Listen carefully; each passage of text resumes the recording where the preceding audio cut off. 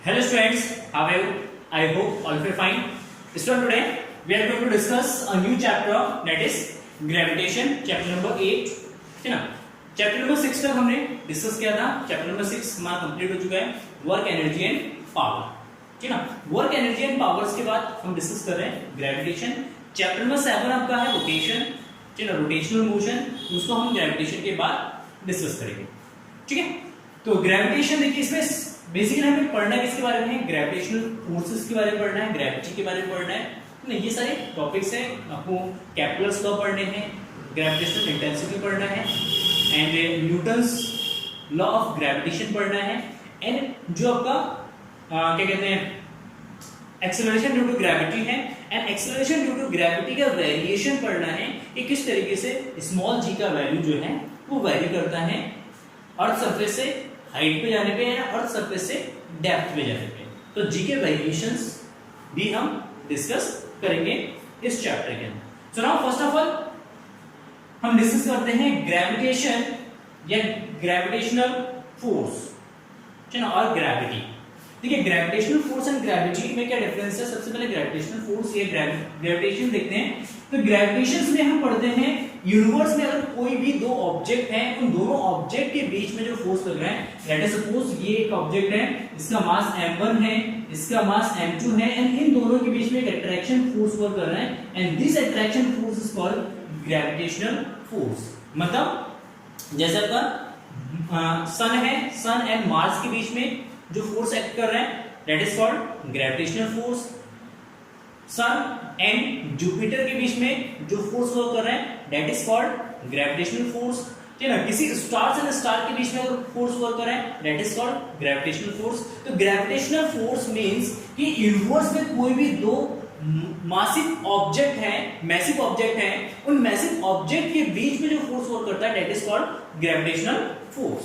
ठीक है ना? मतलब यहाँ पे कंडीशंस हैं कि ऑब्जेक्ट के पास क्या होना चाहिए? मास होना चाहिए. उसके पास अगर हाई अमाउंट में मास है, बहुत ज्यादा मास है, तो उस केस में उसके बीच में एक अट्रैक्शन फोर्स वर्क करता है, that attraction force is called gravitational force. And gravity, gravity क्या वर्क करता है? ग्रेविटी मतलब अर्थ अगर किसी भी ऑब्जेक्ट को अट्रैक्ट करता है, यहाँ पे फर्स्ट ऑफ ऑल एक ऑब्जेक्ट, दोनों में से एक ऑब्जेक्ट आपका क्या है? अर्थ है. एक ऑब्जेक्ट क्या आपका? अर्थ है, एंड दूसरा कोई अदर ऑब्जेक्ट हो सकता है. ठीक है, यहाँ पे यूनिवर्स में दो डिफरेंट ऑब्जेक्ट है, यहाँ पे अर्थ एंड किसी दूसरे ऑब्जेक्ट के बीच में जो फोर्स ऑफ अट्रैक्शन वर्क करेगा, दैट इज कॉल्ड ग्रेविटी. मतलब अर्थ किसी भी ऑब्जेक्ट को अपने सेंटर की तरफ जिस फोर्स ऑफ अट्रैक्शन से उसको अट्रैक्ट करता है, that force is called gravity. तो ग्रेविटी में आपका अर्थ आएगा, ग्रेविटेशन में यूनिवर्स में कोई भी दो ऑब्जेक्ट हो सकता है. ठीक है ना? तो gravity is a special case of gravitation. Gravity जो है आपका ग्रेविटेशन का क्या है? एक स्पेशल केस है जिसमें हम केवल स्टडी करते हैं किसके बारे में? अर्थ के बारे में स्टडी करते हैं. ठीक है ना? Gravitation is the force of attraction between two any bodies in the universe. तो अगर ग्रेविटेशन को अगर हम डिफाइन करेंगे, तो gravitation is the force of attraction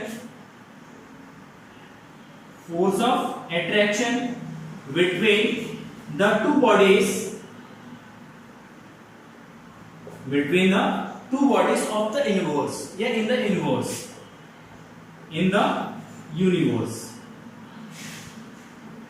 इसमें यूनिवर्स में किसी भी दो बॉडी के बीच में जो फोर्स वर्क करेगा, that force is called gravitational force. ठीक है? Gravity is the force of attraction between the earth and any object laying on it or above the surface.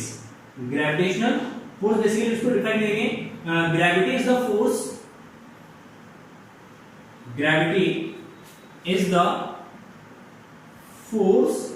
of attraction between the earth and other object. क्या होगा? Other object. ठीक है? तो gravitation में universe के दो bodies के बीच में फोर्स एक्ट करता है, ग्रेविटी में अर्थ एंड किसी अदर ऑब्जेक्ट के बीच में फोर्स वर्क करता है, that is called gravity.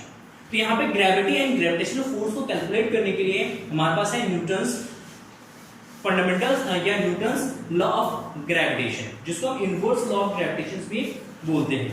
Universal law of gravitation, sorry, Newton's universal law of gravitation discuss करते हैं। ठीक, no doubt. Newton's law of gravitation या न्यूटन्स यूनिवर्सल ग्रेविटेशनल लॉ। देखिए न्यूटन्स ने अपना जो लॉ दिया था ग्रेविटी का, ये ग्रेविटेशनल फोर्सेस के लिए जो उन्होंने लॉ में एस्टैब्लिश किया, उन्होंने उसके लिए ये बात है आपकी 1665 की करीब, उस टाइम भी पूरे वर्ल्ड में लॉकडाउन था। ठीक है, तो उसी टाइम वो यूनिवर्सिटी से अपने घर गए और घर जाके वो जो है कुछ प्रोडक्टिव करना चाहते थे।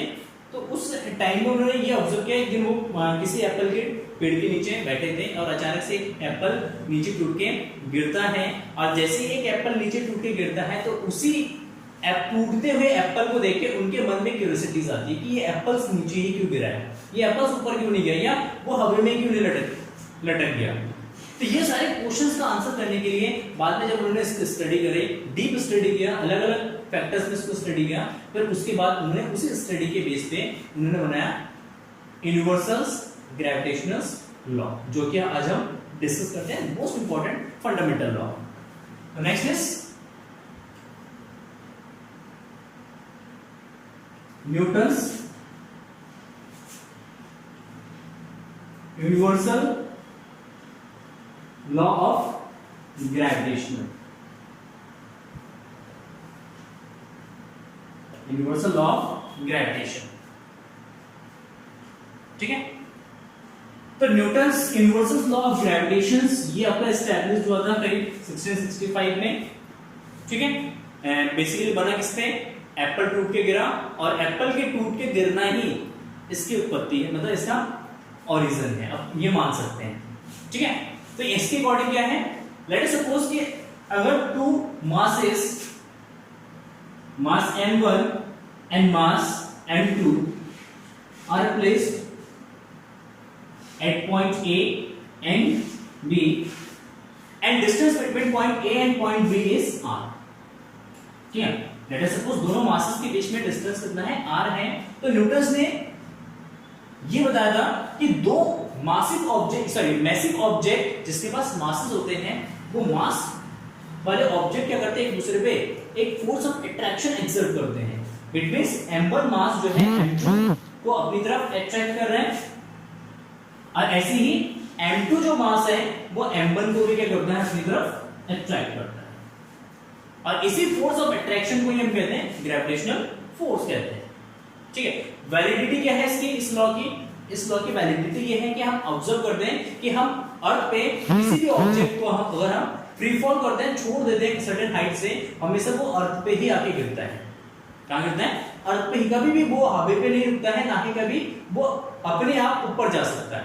तो इसका मतलब क्या है, इसका मतलब अर्थ जो है किसी भी ऑब्जेक्ट को अपनी तरफ अट्रैक्ट कर रहा है। तो यहाँ पे फोर्स ऑफ अट्रैक्शन है अर्थ एंड किसी भी ऑब्जेक्ट के बीच में।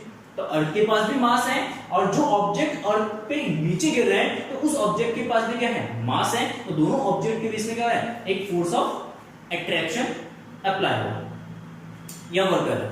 ऐसे ही हमने ये ऑब्जर्व किया कि अर्थ जो है सन के अराउंड रिवॉल्व कर रहा है। जैसे कोई भी ऑब्जेक्ट या कोई भी प्लैनेट्स जी ना सन के अराउंड क्या कर रहे हैं, एक सर्कुलर ऑर्बिट में क्या कर रहे हैं, रिवॉल्व कर रहे हैं। तो यहाँ पे सर्कुलर ऑर्बिट पे रिवॉल्व करने के लिए इस प्लैनेट को चाहिए एक सेंट्रीफ्यूगल फोर्स। क्या चाहिए, centrifugal force. And we know that the centrifugal force जो है वो किसी न किसी दूसरे फोर्स के फॉर्म में मिलता है। सेंट्रीफ्यूगल फोर्स जो है किसी दूसरे फोर्स के फॉर्म में मिलता है। जैसे इस केस में इन दोनों के बीच में जो फोर्स ऑफ अट्रैक्शन होगा वो हमेशा सेंटर की तरफ होगा, टुवर्ड्स द सेंटर होगा।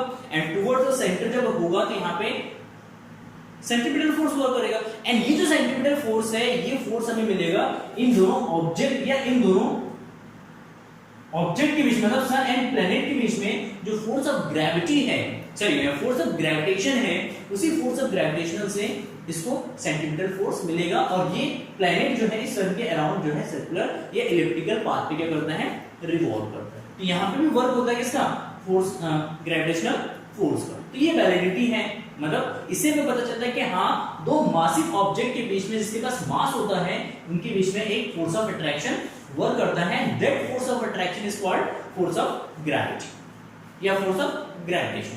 अर्थ है तो ग्रेविटी कोई दूसरा ऑब्जेक्ट है तो ग्रेविटेशन होगा। ठीक है, क्लियर है। तो according to Newton's universal law of gravitation the force between this two object, दोनों ऑब्जेक्ट के बीच का जो फोर्स होता है वो डिपेंड करता है इसके मास पे।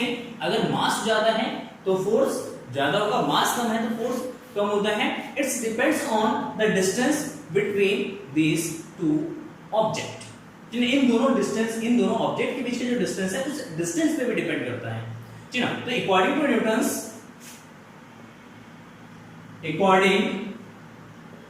To Newton's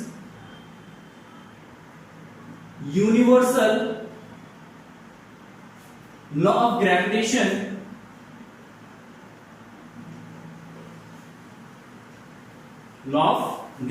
according to Newton's universal law of gravitation, the force of attraction या force of gravitational force between these two objects, the force between these two objects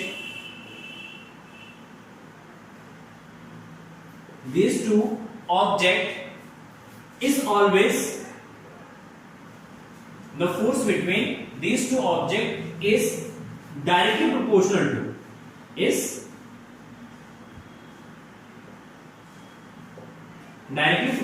to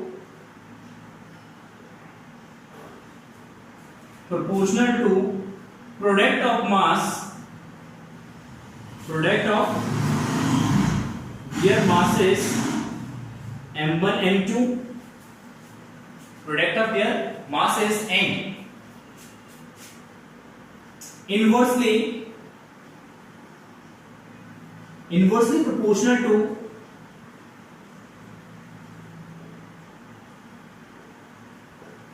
the square of distance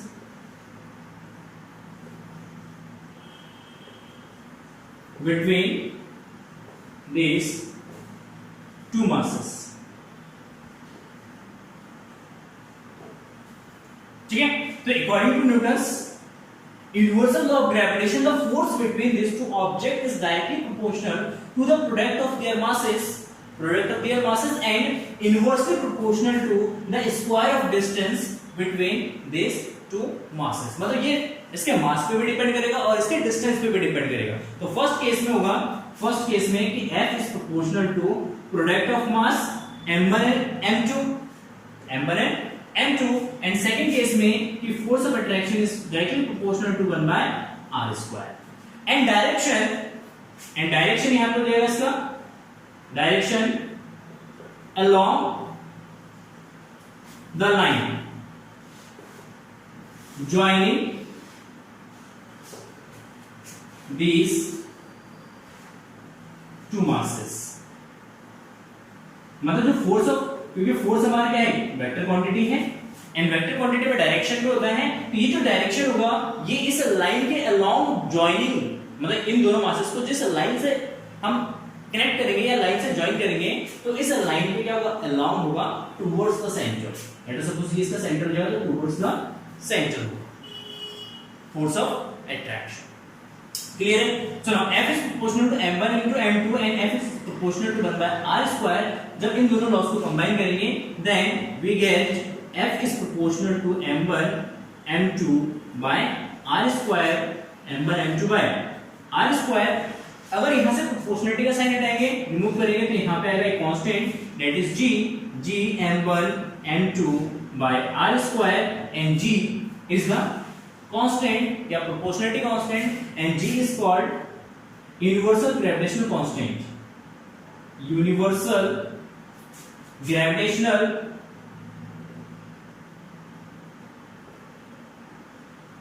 constant universal gravitational constant बोलते हैं क्योंकि ये universe के हर एक object में apply होता है और इसका वैल्यू हमेशा कांस्टेंट रहेगा।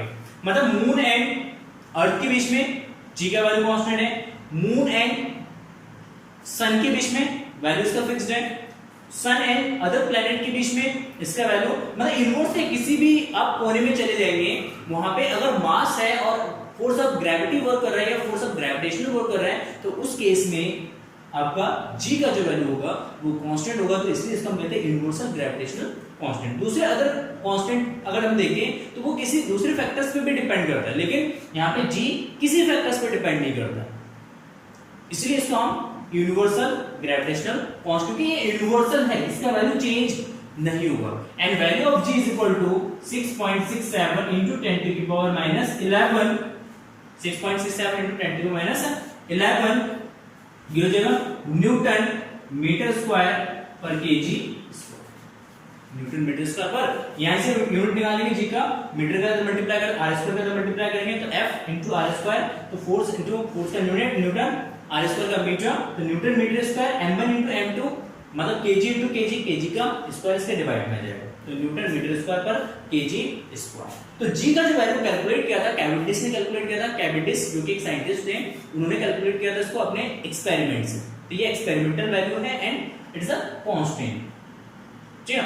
And value of g does not depends on any other mediums और एनी अदर ऑब्जेक्ट, ठीक है ना, किसी भी ऑब्जेक्ट या किसी भी मीडियम्स पे डिपेंड नहीं करता है। अगर ऑब्जेक्ट को आप एयर में रख दो, वाटर में रख दो, ग्लास भर दो, इसके बीच में कुछ भी रख दो, कोई फर्क नहीं पड़ेगा g के वैल्यू पे, ठीक है ना। So it is a what is an universal gravitational constant, ठीक है। And this law is called as Newton's gravitational law, g m1 m2 by r square, तो ये हमारा हो गया, ये फॉर्मूला आ जाता है हमारा ग्रेविटेशनल फोर्स के लिए, ठीक है। अगर कोई दो ऑब्जेक्ट एक दूसरे से r डिस्टेंस पर है, इनके मासेस m1 और m2 है, तो इनके बीच में फोर्स ऑफ अट्रैक्शन जो होगा वो जाएगा g m1 m2 by r square. दूसरी बात, नेचर ऑफ फोर्स अगर हम बात करते हैं यहाँ पे, नेचर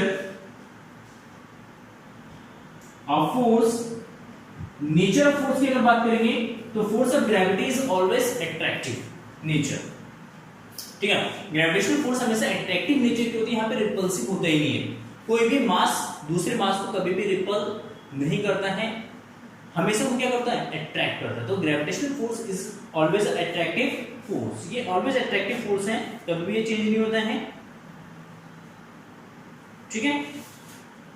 एंड नेक्स्ट अगर हम बात करते हैं तो यहाँ पे वेक्टर्स लॉ पढ़ेंगे, तो वेक्टर्स लॉ से हम ये प्रूव कर सकते हैं कि यहाँ पे न्यूटन्स ग्रेविटेशनल लॉ में आपका हमेशा न्यूटन्स थर्ड लॉ एप्लीकेबल होता है। इट मींस ये बॉडी इस पे जितना फोर्स ऑफ अट्रैक्शन अप्लाई करेगा, ये वाला बॉडी इस पे भी उतना ही फोर्स ऑफ अट्रैक्शन अप्लाई करेगा, लेकिन दोनों एक दूसरे के अपोजिट अप्लाई करेंगे।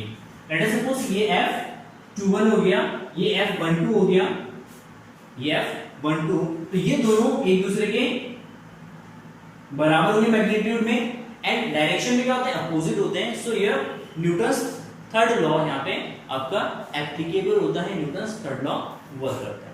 सेकंड चीज, यहाँ पे हमेशा फोर्स ऑफ ग्रेविटी या फोर्स ऑफ ग्रेविटेशन हमेशा एक सेंटर की तरफ वर्क करता है, हमेशा क्या करता है, एक सेंटर की तरफ वर्क करता है, इसीलिए फोर्स ऑफ ग्रेविटेशन जो है आपका सेंट्रल फोर्स है, क्या है ये, सेंट्रल फोर्स है।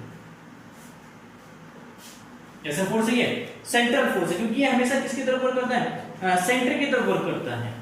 And force of gravity does not depends on medium, ये हमेशा आपका मीडियम पे डिपेंड नहीं करता है।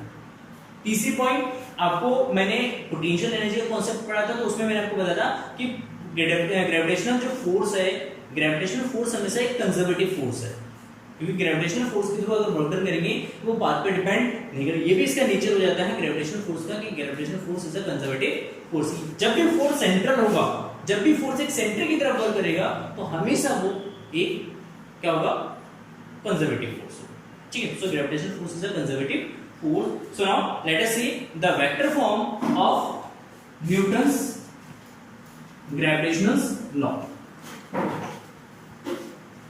सिंपली हम यहां पे डिस्कस करते हैं, वेक्टर्स फॉर्म डिस्कस करते हैं।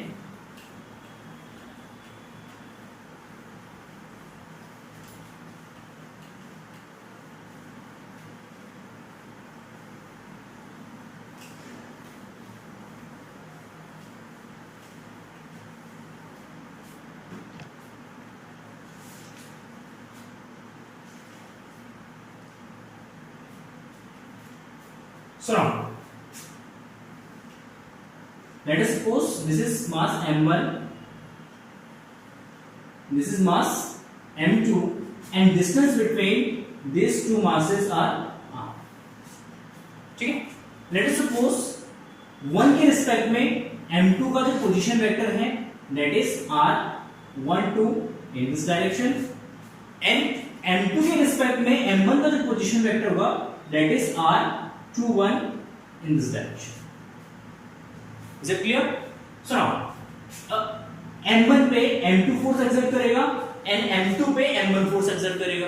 तो m1 पे जो फोर्स एक्सर्ट होगा, m1 पे जो फोर्स लगेगा that is F12 फर्स्ट में फोर्स, सेकंड के कारण, एंड इस पे जो फोर्स लगेगा that is F21.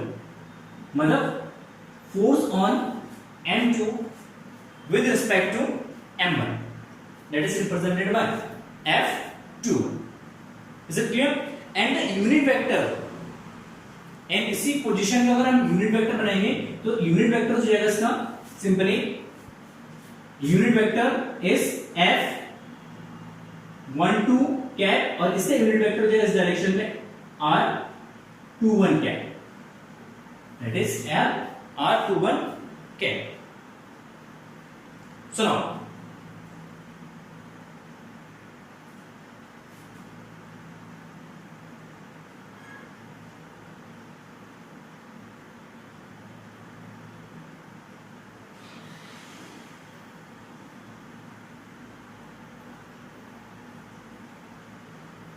in a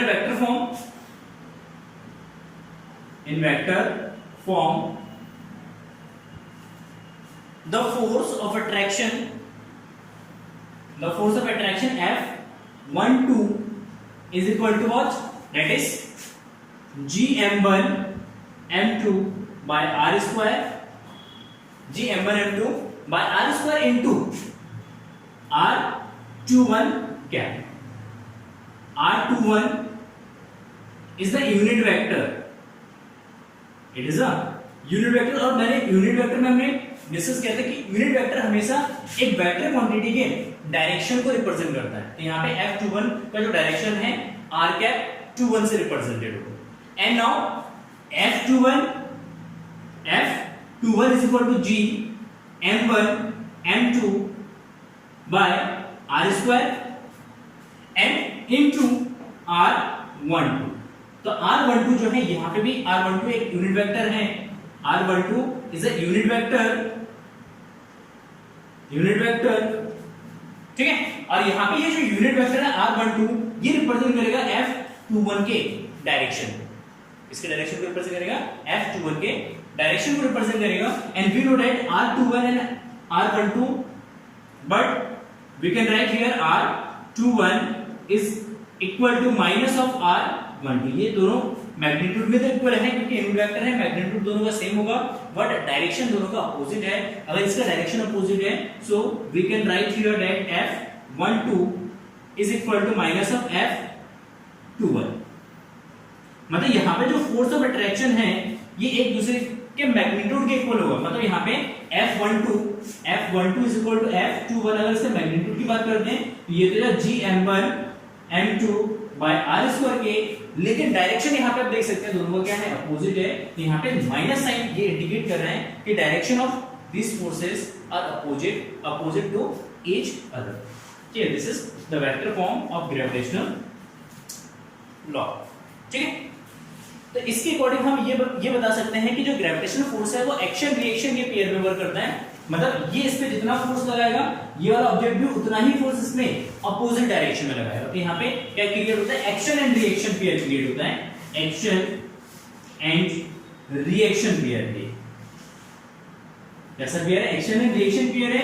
so it's follow the Newton's third law.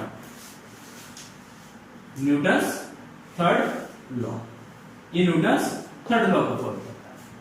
ठीक है, क्लियर है. तो this is the vector form of Newton's universal gravitational law. And thank you for watching this video and have a nice day. Bye bye.